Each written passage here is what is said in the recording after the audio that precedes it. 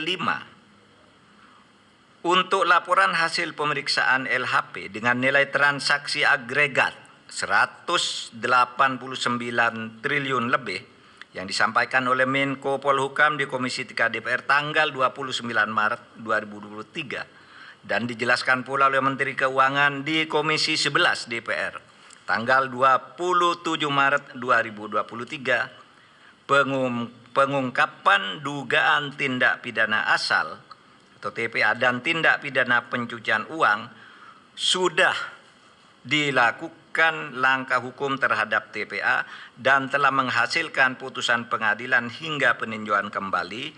Namun komite memutuskan untuk melakukan tindak lanjut termasuk hal-hal yang selama ini belum masuk ke dalam proses hukum atau case building oleh Kementerian Keuangan.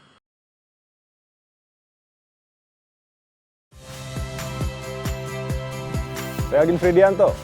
Saksikan terus program-program Kompas TV melalui siaran digital, pay TV, dan media streaming lain. Kompas TV, independen, terpercaya.